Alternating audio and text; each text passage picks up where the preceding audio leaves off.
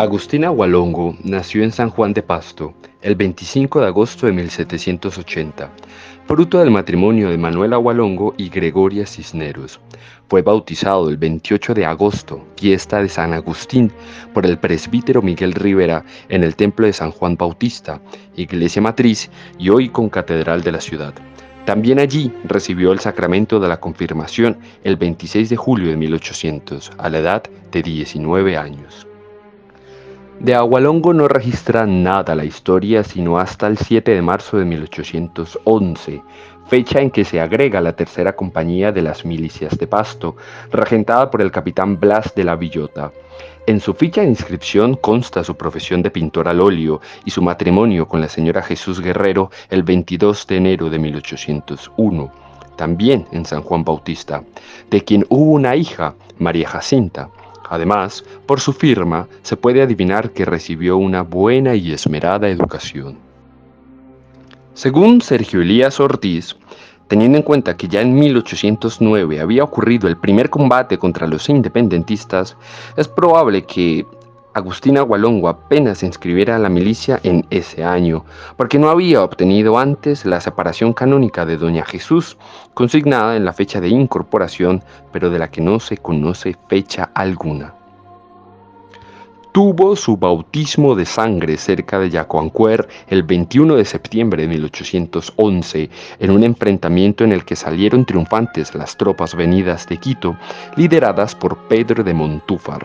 El día 22, los quiteños invadieron y saquearon Pasto, y el 24 llegaron a la ciudad las milicias caleñas dirigidas por Joaquín de Caicedo y Cuero. Fue ascendido a cabo segundo gracias a su desempeño en los combates sostenidos en mayo de 1812, en los que fueron derrotados los realistas. Sin embargo, los monárquicos lograron liberar Pasto el 21 de ese mes.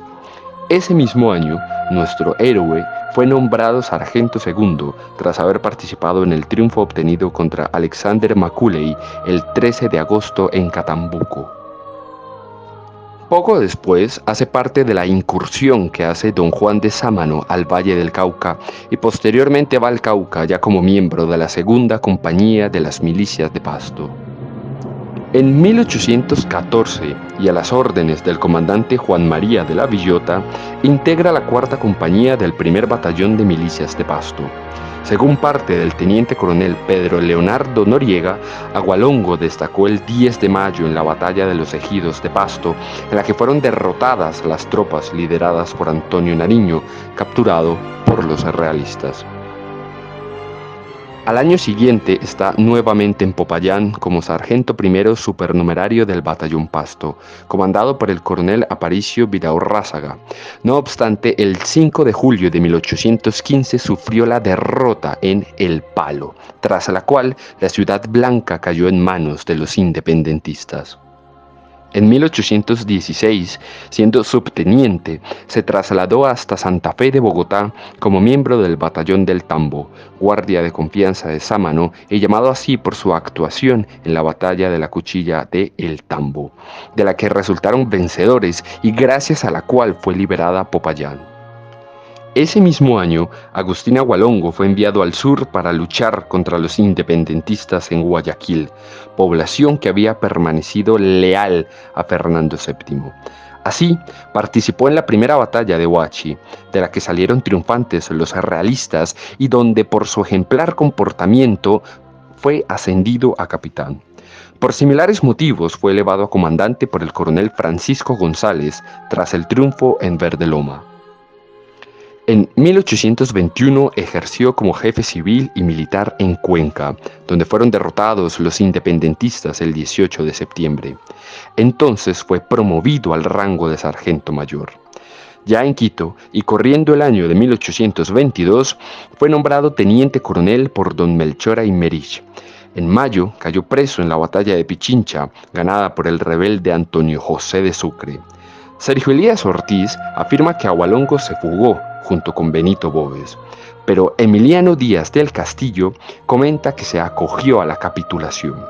Sea como fuere, ya para la segunda mitad del año, ambos estaban en San Juan de Pasto, rendida ante Simón Bolívar por obra de algunos pocos oportunistas.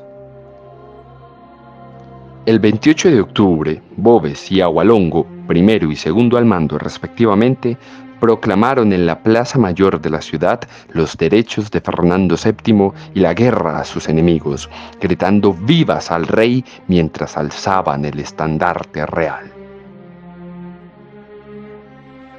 Los pastusos derrotaron a Sucre en Taindalá el 24 de noviembre, pero este logró revertir el resultado un mes después, por lo que los monárquicos no pudieron continuar su camino hacia Tulcán.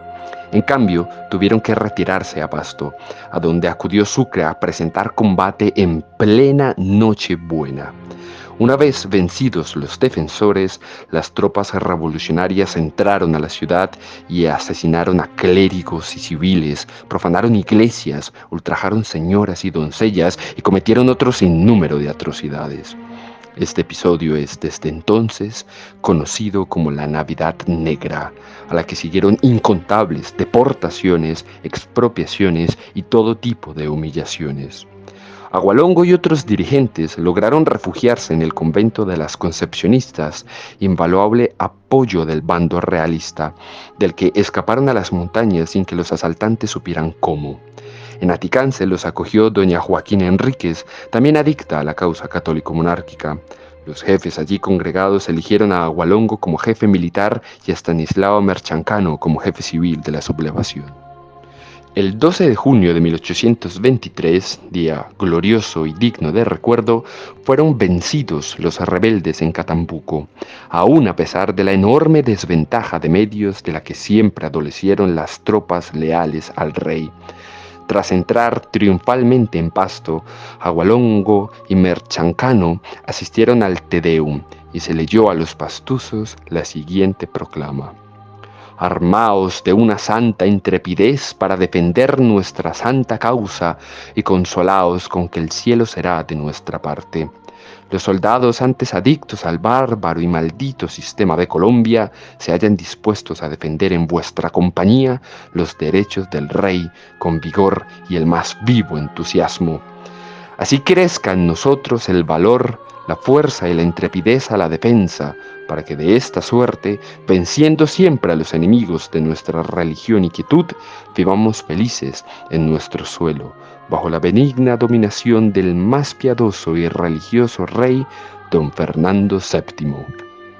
Los más de 1500 milicianos que acompañaban a Agualongo capturaron y defendieron Ibarra en julio de 1823, pero fueron finalmente doblegados por los independentistas, quienes aprovecharon la retirada para dar muerte a cientos de pastusos, cuyos cuerpos cubrieron la distancia que hay entre la villa y el río Chota. Afortunadamente, Agualongo y sus tropas encontraron refugio en las montañas de Pasto.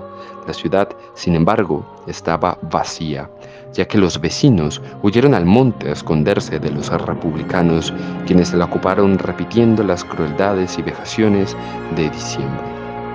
En agosto, los monárquicos liberaron Pasto tras la huida de Bartolomé Salom.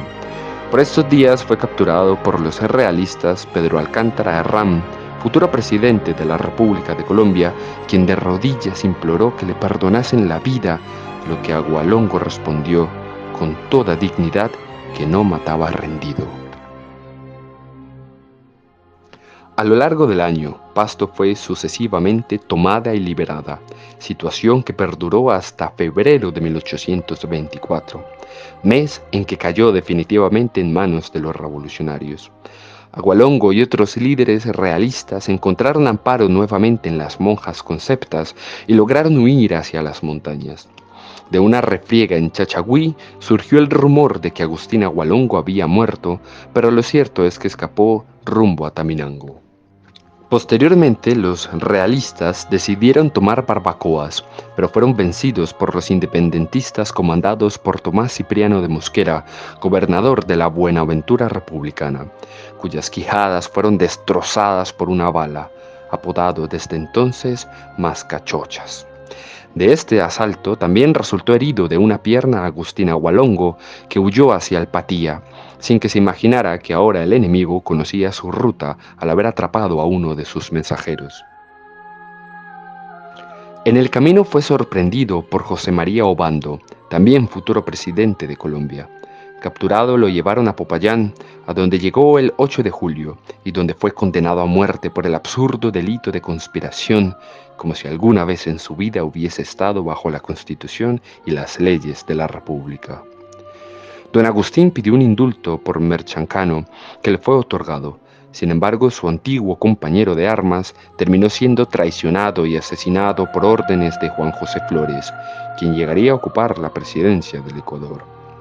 Agustín Agualongo, Joaquín Enríquez, Francisco Terán y Manuel Insuasti entraron en capilla el 12 de julio y recibieron los auxilios espirituales que ofrece la Santa Madre Iglesia. Según Alberto Montezuma, ese mismo día llegó a Pasto la cédula por la que don Fernando VII le confería a Agualongo el grado de general de brigada de los ejércitos del rey. Conocida la tenacidad del caudillo de Pasto, sobra decir que resultaron infructuosas las exhortaciones que cierto clero juramentado le hizo para que éste jurara sobre la Constitución de la República de Colombia, con el fin de que le perdonaran la vida. A todo esto respondía nuestro héroe con un rotundo y definitivo no. Llegó el martes 13 de julio, día de ejecución de la sentencia. Pidió llevar su uniforme de coronel, gracia que le fue concedida. También pidió que no se le vendasen los ojos porque quería morir mirando a la muerte de frente. Y así fue. A las 4 de la tarde, tras reafirmar ante el pelotón de fusilamiento que si tuviese 20 vidas, estaría dispuesto a inmolarlas por la religión católica y por el rey de España, las balas atravesaron su cuerpo, que cayó mientras resumía toda su admirable existencia con un último grito de ¡Viva el Rey! Su cuerpo fue custodiado por los padres franciscanos, quienes lo depositaron en la iglesia de San Francisco de Popayán. Al doctor Emiliano Díaz del Castillo le correspondió la fortuna de poder identificar sus huesos, que regresaron a Pasto el 11 de octubre de 1983. En 1987 sus restos fueron profanados por la guerrilla del M-19, que los sustrajo de su entierro y se los llevó a las montañas. Finalmente fueron devueltos en 1990 y reposan actualmente en la iglesia de San Juan Bautista, en la misma capilla donde también están los de don Hernando de Ahumada, hermano de Santa Teresa de Jesús. Relata Montezuma que entre Sandoná y Consacá vivía una pareja de campesinos liberales que conservaban con mucha devoción y respeto una reliquia heredada de un abuelo que combatió en las filas realistas, consistente en un viejo rosario de cuencas negras que, según el anciano, había pertenecido a Agustín Agualongo. ¿Qué falta nos está haciendo este Agualongo?, dice el padre Justino Mejía. Epopeya pastusa de 4 siglos, zumo de sangre quillacinga, vértice de la gloria pastusa de ayer, monumento desnudo a la hombría y al valor, a la nobleza y a la lealtad. ¿Qué falta nos hace Agustín Agualongo y sus ideales tras 200 años de tiranía republicana? ¡Que viva Agualongo! ¡Que viva Pasto! ¡Y que viva el rey! Dos banderas, ad maiorem Dei gloriam.